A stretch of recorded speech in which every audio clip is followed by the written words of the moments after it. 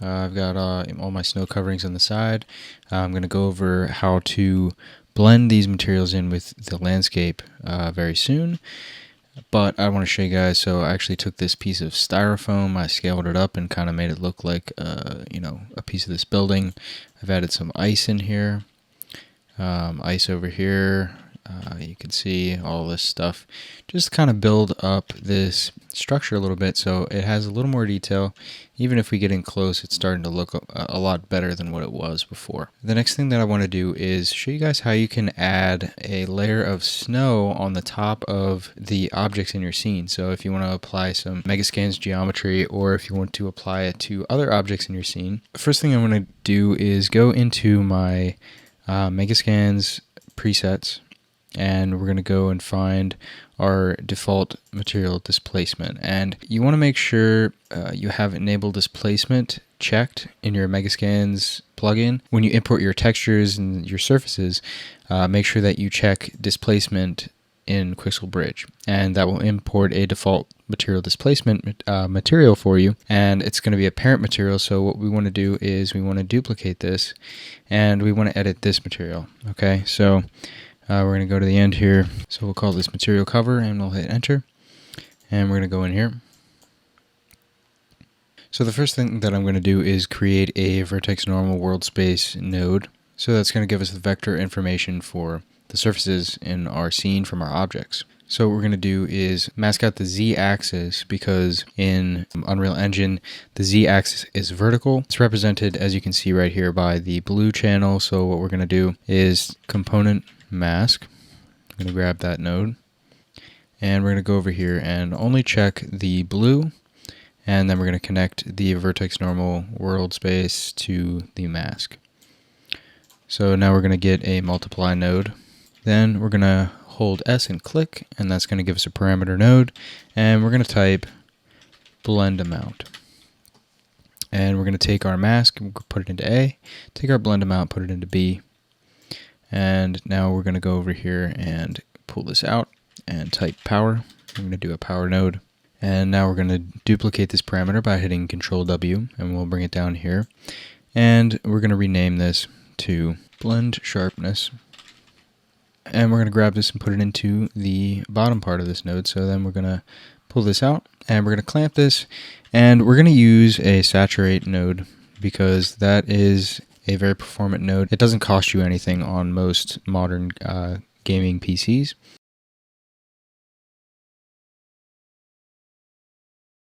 So the next thing we're going to do is we're going to go down here, and we're going to right click and type make material attributes. So we have a whole material here. As you can see, we have all the parameters for it. So we're going to be blending this material with all of this other stuff in our master material. So we're going to right click and type blend material attributes. I'm going to hit enter. So we're going to take the result of our top material, and we're going to put it into the A slot here, and then take this new material and go into B. And then we're going to take the result of the saturate node, and we're going to plug it into the alpha here. And now we're going to just grab the result of this and bring it back into this displacement. So now what we can do is go ahead and click save. Now I want to see if we can do this for this building here. So I need to make a different material, because I don't have this material for this building parented to anything currently. So what I'm going to do is go down here and right click, and I'm going to create a material instance. And what that's going to do is it's going to create a material that is parented essentially to the material that you've used to create it from. So that means when you make changes in the parent material, it's going to affect the material instance, and you're also going to have settings that you're able to adjust based on the settings in the master or parent material. So I'm just going to call this building mat, and we'll click enter, and what we can do is go in here and edit this. So if I go over to my building, I go into assets, fallen building, and let's see what we have here. So we have yes, we do have a displacement map, and normal, roughness, albedo, I'll check displacement. And now what we just need to do is fill in all these values. So what we can do is if you just click on it in the browser here, in your content browser, you can just click this little arrow and it will fill that material for you. So now what we can do is just go ahead and do that for the rest of these, for displacement, for the normal, and also we'll check the roughness and we'll fill that. So we now have our material. If we go back to our building material that we created, go into our MS presets, displacement, and if we take this material and we just drag it over into our building material, we are getting something here.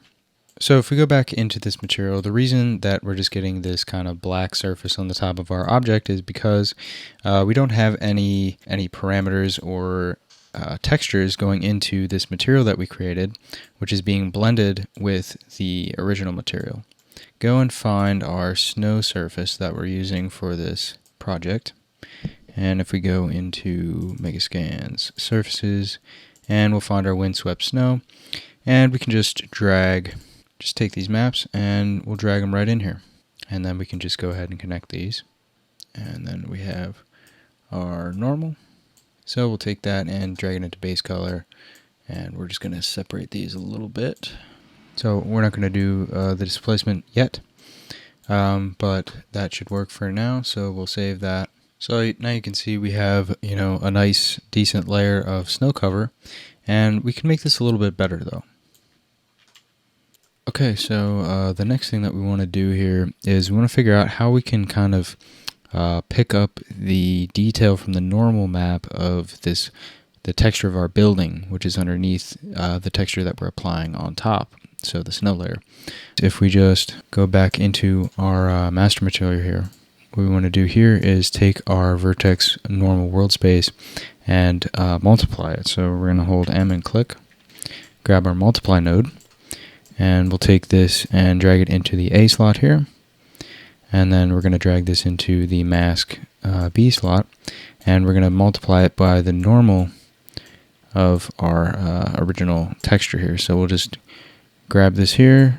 So now we're basically multiplying this normal by the height, and that's going to give us the detail of the normal, which is underneath our snow layer.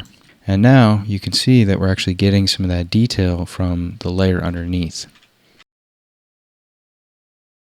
So now what we want to do is we want to be able to control the normal intensity of our snow layer, and we also want to be able to control the UV, the tiling size of our snow as well, so that we can get more or less detail in these little areas here. So what we can do is go back to our master material, and we're going to go down here, create a texture coordinate node. And then we're going to get a parameter node by holding S on the keyboard and clicking. And we're going to call it cover tiling. And now we're going to bring out a multiply node. So multiply. And we're going to multiply these two. And we're just going to take the result here and plug it right into the UVs of our snow textures. And we're even going to plug this into the displacement as well. So now we're also going to add the normal intensity control, and the way that we can do that is get a 3 constant vector node. So constant 3 vector node here, and what we're going to do is go over here and click on this, and we're going to change it to full blue. We're going to click OK. And now we're going to blend this blue color that we've just created with our normal map for the snow. So we're going to do that by using a linear interpolation node. So we're going to hold L and click, and that'll make a lerp node. And we're going to now create another parameter node. We'll hold S and click, and we're going to call this normal intensity. So the way that this works is if we want no intensity, then it's going to be 0. So that's going to get this blue means there's no normal map, or there's no normal intensity. So we're going to plug that into the A slot. Then we're going to plug this texture sample into our B slot, because that is going to mean that there's full intensity. And we're going to control this by controlling the alpha, and that's going to be controlled by this parameter that we've just created. So we're going to take this and plug it into the alpha, and that's going to allow us to control how close it is to 0 or how close it is to full intensity. And then we're just going to take this and we're going to connect it to our normal here. So now what we can do is click save here, and we'll just bring this down, and now you can see all of our normal information is gone. That's because our parameter is set to 0. So if we go back into our building material and we go down here and we turn on our tiling and our intensity, now what we can do is bring this up to 1 and bring this tiling up to 1 as well, and now we can see that we have our snow. We can increase this value so that we have a higher intensity, and now you can see, obviously this is a little bit much, but you can see our normal for our snow is much higher and we can see it better. So if we bring this up to something like 2, now we can really kind of start to see this nice detail in our snow that we have on top of our building here. And we're getting that nice fall off. We can see it's only landing on the surfaces that are exposed and are pointing up. Now what you might be wondering is, how are we going to add any sort of volume to this snow? It's just resting on the surface. We can only have a certain amount of snow right now. We don't have any sort of thickness to the snow.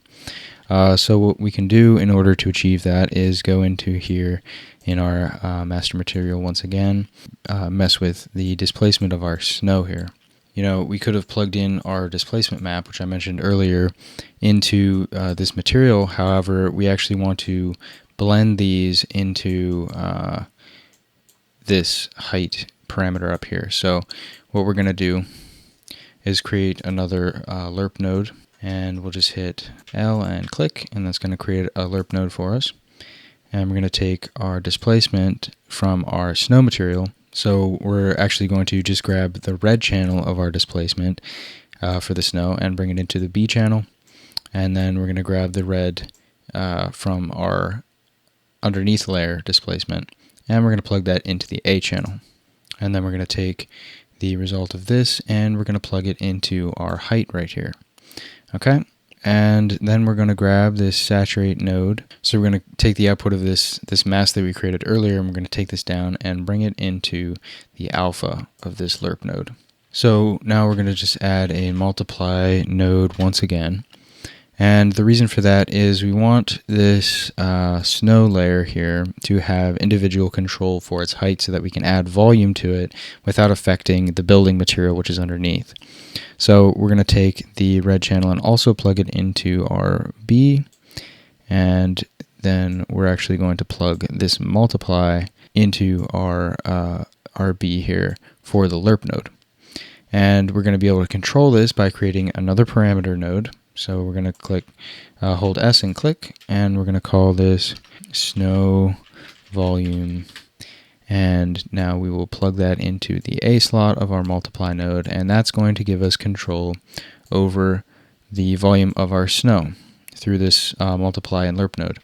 So we can hit save here, and now we can go back into our building material and we can make this smaller and just go down here and we can turn our snow volume on, and now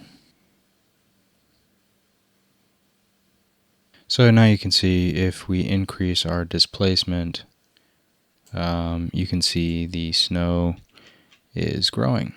And obviously we're using displacement here, so that's going to start giving us some pretty weird looking results eventually. Bring this down to something like 2 and turn up our distance fade, and now we're getting we're losing all those weird artifacts and weirdly filtering in and out the displacement here. So we'll just go down here, and now we can kind of mess with this a little bit more. Yeah, I'm liking something like this here.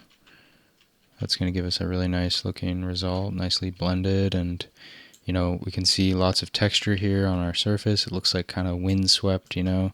So when we get those kind of weird artifacts when we displace the snow, we want to figure out how to fix that. So go into our default material once again and go up here to the top and find these parameters. So our issue here is the multiplier, so we are just going to take these nodes right here and we're going to hit Control W to duplicate them. We'll bring them up here and then we're going to create or connect our vertex normal to this mask, and then we're going to connect our blend amount up here into the B channel for multiply, and once again up here into the power node. We're going to take this saturate node and we're going to take it all the way down here and put it in this lerp node, and this is our displacement blend, so we're going to put that in there. And now if we go back in and we hit save, we're going to get some better looking results here. Okay. And if we go in here and play with our displacement a little bit with our snow volume, now you can see it's looking much better. So I'm just going to set this back down to 1 because I actually just wanted a thin layer of snow on this anyway. But you're welcome to add as much volume to your snow as you'd like, and what I'll probably do is maybe just mess with this blend amount just to get a little more extra texture in here. And increase this slightly. And yeah, that's looking pretty good. Maybe I'll just increase. And yeah, that's looking really good. All right, so that took some time. We're not really seeing much of a difference in this view, but we can apply this material to other objects in our scene later on, so it's going to be very useful later on. So now that we have that set up, we'll just go ahead and save this, and we'll save our level, and we'll continue on.